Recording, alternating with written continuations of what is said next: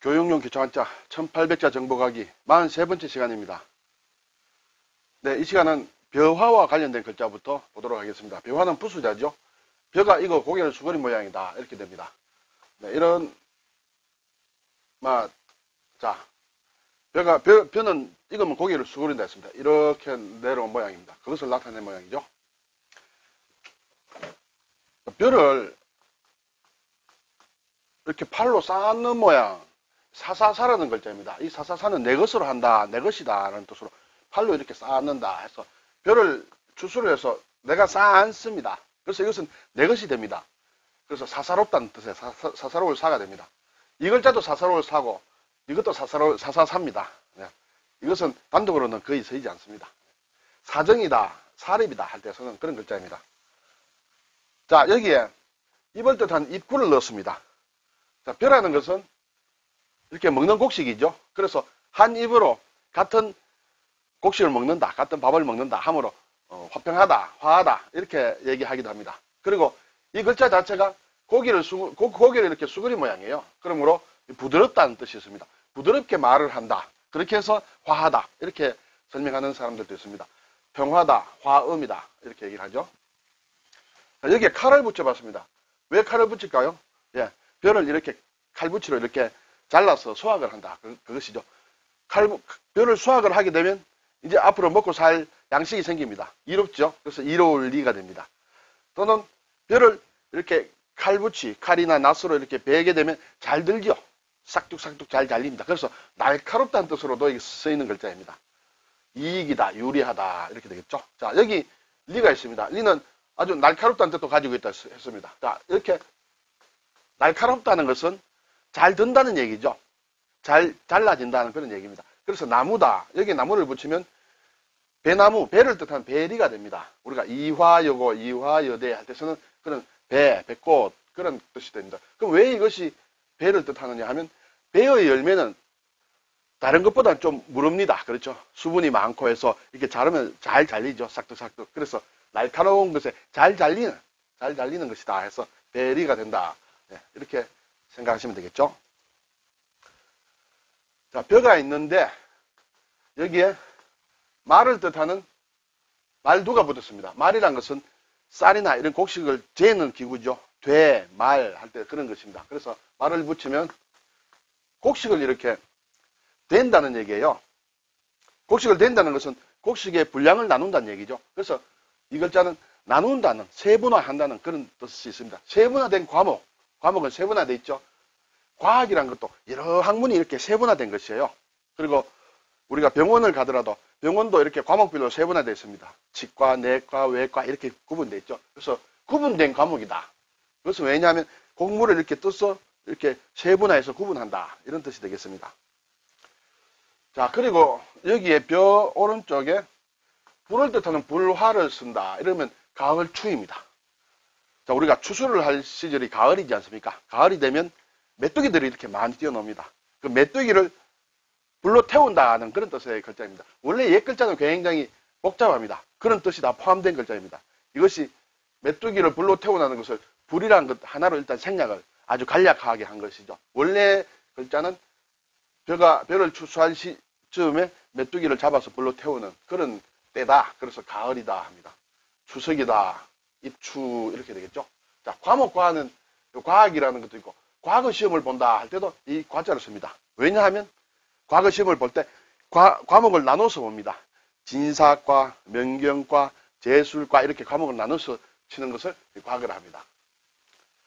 자, 가을이 되는데 이 마음을 붙였습니다. 가을이 되었을 때 마음이에요. 가을은 어떻습니까? 그래서 가을은 남자의 계절인가요? 어떤지 몰라도 가을은 이제 초목이 시들기 시작한 때예요. 그렇듯 내 마음이 이렇게 상당히 수심이 들듯이 마음이 쓸쓸하다. 네, 그런 것을 뜻한 데에서 근심수가 됩니다. 수심이 든다, 향수가 있다 이렇게 되겠죠. 자, 곡식을 뜻하는 벼화 아래에 날일자를 붙였습니다. 근데 이 날일자는 원래 달감자가 변한 것입니다. 달다는 것은 입에 음식을 넣고 맛을 보는 모양이죠. 그래서 달다는 뜻이에요. 이것이 모양이 변했습니다. 결국 그러면 곡식, 특히 옛날로 치면 기장이 주된 곡식이었으므로 기장 밥을 지어서 이렇게 입으로 맛을 본다. 그러면 배고플 때는 밥 먹는 냄새보다, 밥 냄새보다 더 좋은 것이 없죠. 그래서 향이 됩니다. 향수, 향기, 이렇게 되겠습니다. 결국 이것은 기장이라는 글자를 줄인 글자다. 이렇게 되겠습니다. 여기 묘화라는 것은. 네.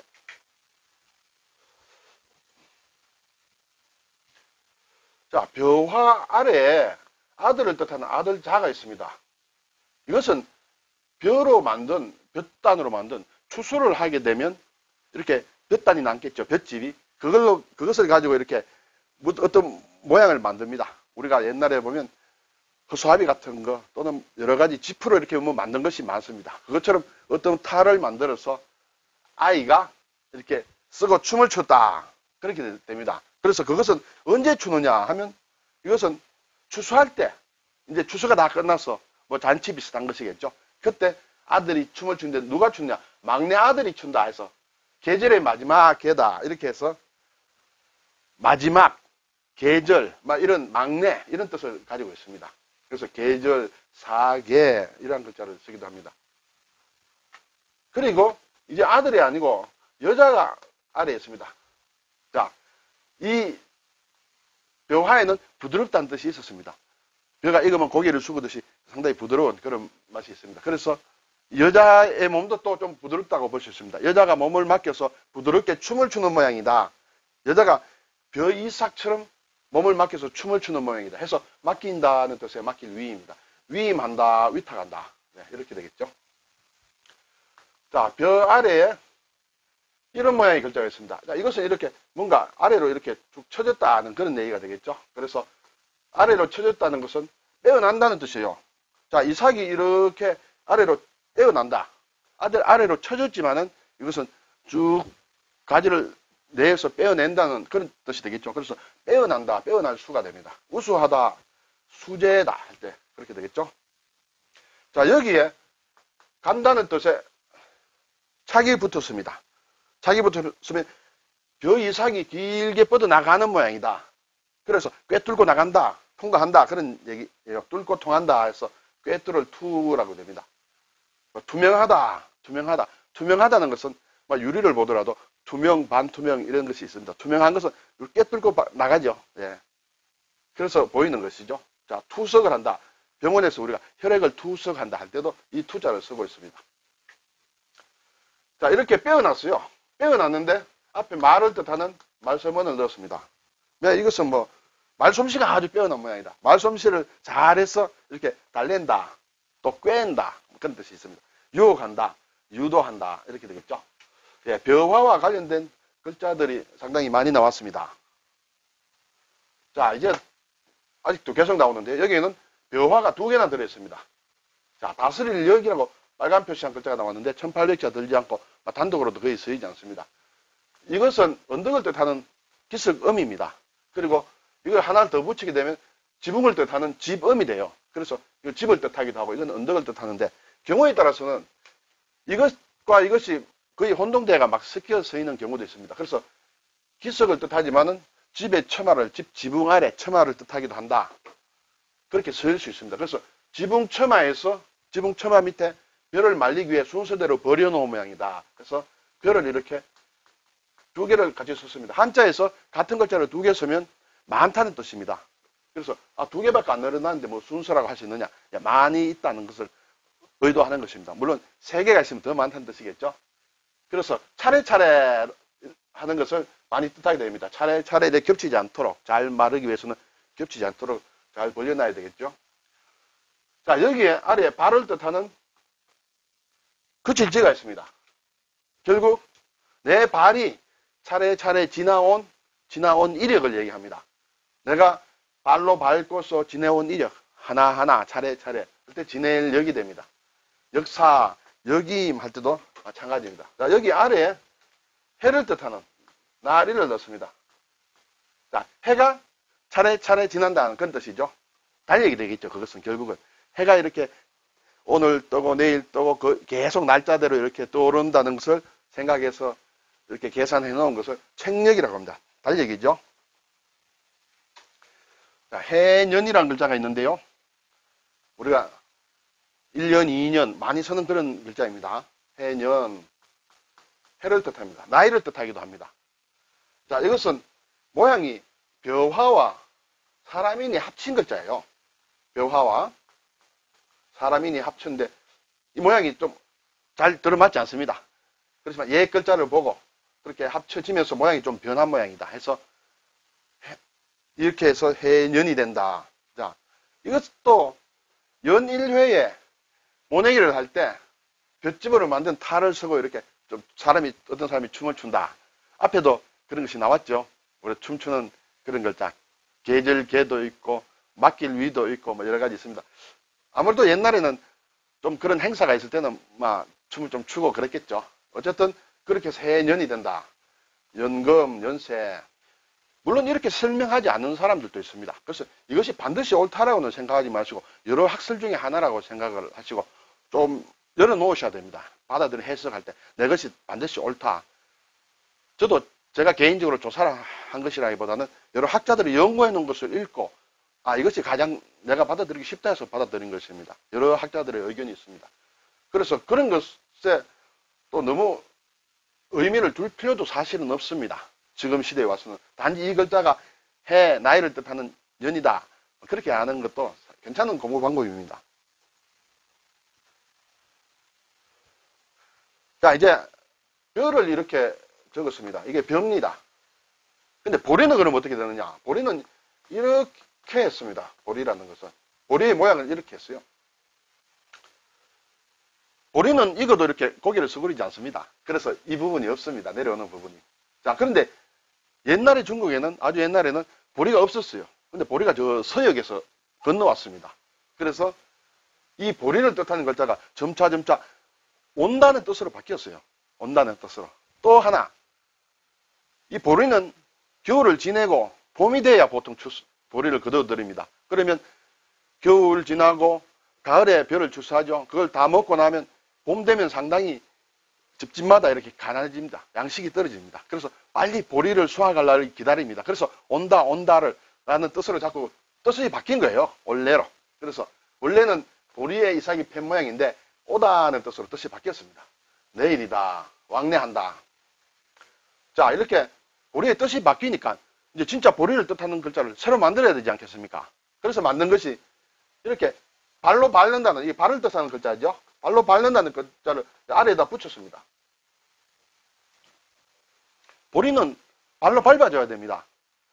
겨울에 땅이 얼어서 땅이 부풀어 오르죠. 그러면 보리 뿌리가 이렇게 좀 뜨게 되죠. 그대로 두면 말라 죽으니까 보리를 차근차근 밟아줘야 이렇게 보리가 땅에 뿌리를 제대로 내립니다. 그래서 보리는 발로 밟는 것이다 해서 이렇게 원래 보리 글자에 발로 밟는다는 것을 합쳐서 보리맥이 되었습니다.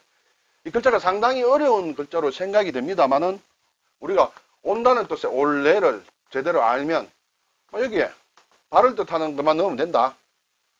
이렇게 발을 뜻하는 게 이렇게 되겠죠. 모양이 이제 조금 바뀌었습니다. 그렇게 해서 두 글자를 합치다 보니까 아래에는 좀 줄이고 이렇게 발로 밟는 것도 이 정도로 많이 내지 않고 조금 모양이 바뀌었습니다. 네.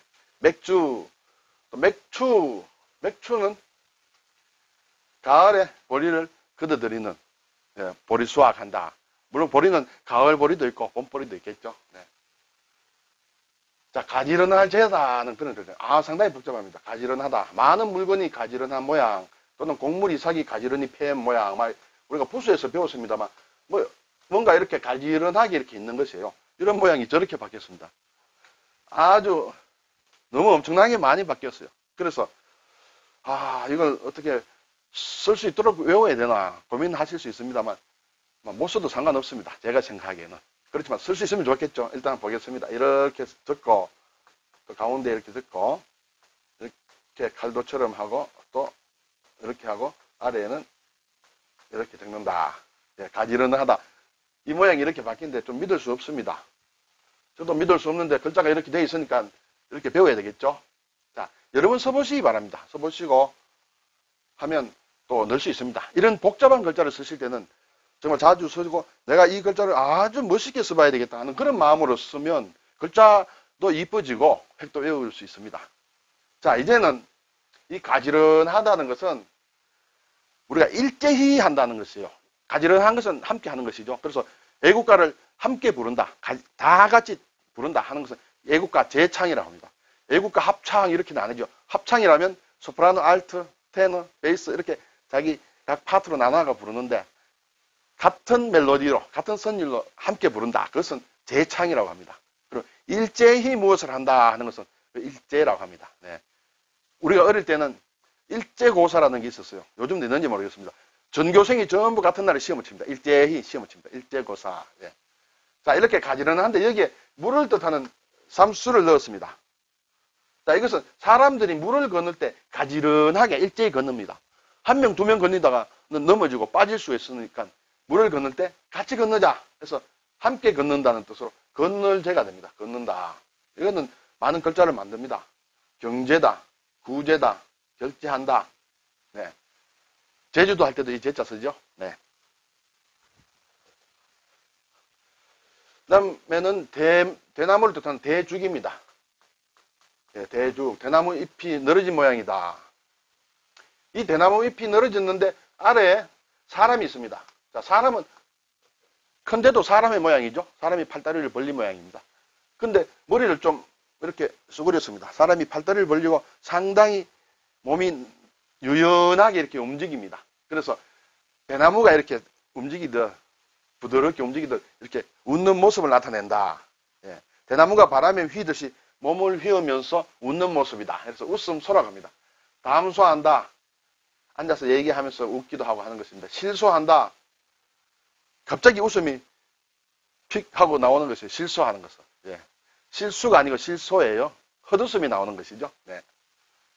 자, 이런 경우에 역시 아래 위를 합치게 되면 글자가 길어지기 때문에 모양이 이제 조금 이렇게 좀 얇아지겠죠. 네. 그렇게 해서 글자를 적으면 되겠습니다. 자, 도타울 독이다. 잘 보지 못하는 글자예요. 그렇지만 우리가 돈독하다. 또 독실한 신자다. 아주 돈독한 사람이다. 독실한 신자다. 또 독직하다. 뭐 이런 얘기를 합니다. 그때 쓰는 도탑다, 두텁다는 뜻이에요. 독이에요. 자, 이것이 왜 대나무 아래 말을 뜻하는 말마가 들어갈까요? 네.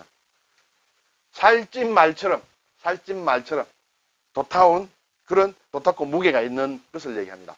그리고 대나무도 딱딱하죠. 사실은 쉽게 허물어지지 않습니다. 쉽게 이렇게 부러지거나 하지 않습니다. 그래서 딱딱하고 살찐 말처럼 그런 모양으로 해서 도탑다는 뜻을 가지게 됩니다. 자, 이번 글자와 여기 이 글자와 이 글자는 모양이 비슷할 수도 있습니다. 네. 부수자도 아닌데 네, 부타갈 탁입니다. 땅에 뿌리를 박은 사계 모양이다. 글쎄요, 여기 땅이라고 할까요? 그럼 뿌리가 있고 뭐 사기 돋았다 이렇게 볼 수 있을까요? 네, 그렇게 봐도 상관이 없을 것 같습니다. 그래서 사기 땅에 뿌리를 박고 있어요. 여기에 손을 더한다 하면 뭔가 부탁한다, 맡긴다. 글쎄, 이 싹이 땅에 몸을 맡기듯이 내가 이렇게 손으로 부탁해서 맡긴다 이렇게 볼 수 있을까요? 자, 모양은 조금 바꿔볼까요? 이렇게 해서 부탁한다, 맡길 탁, 의탁한다, 탁생한다. 이 탁은 맡길 탁은 사실은 손으로 쓰고 말씀은도 써서 이렇게 맡긴다. 거의 낱말의 용례에서는 비슷하게 쓰이는 그런 뜻입니다. 다 같이 맡긴다는 뜻이에요. 자, 맡기는데 어디에 맡기냐? 집입니다. 집면이에요. 집에 이렇게 내가 몸을 맡기는 곳, 몸을 맡기고 지붕이 있는 곳에 몸을 맡깁니다. 내가 거기서 편안하게 쉴 수 있도록 맡깁니다. 집택입니다. 그리고 집은 택이라고도 하고 댁이라고도 합니다. 무슨 댁 할 때는 댁, 그리고 택배, 주택 할 때는 택이라고도 합니다. 자, 아래 글자는 진을 친다는 둔입니다. 진 친다는 것은 부대가 어느 곳에 자리를 잡고 이렇게 있는 것을 얘기하죠. 자, 뿌리를 내리고 싹이 나는 모양이다. 위에와 비슷하지요. 비슷한데 이런 글자는 이 싹이 난다. 싹철이거든요. 싹. 우리가 싹이다.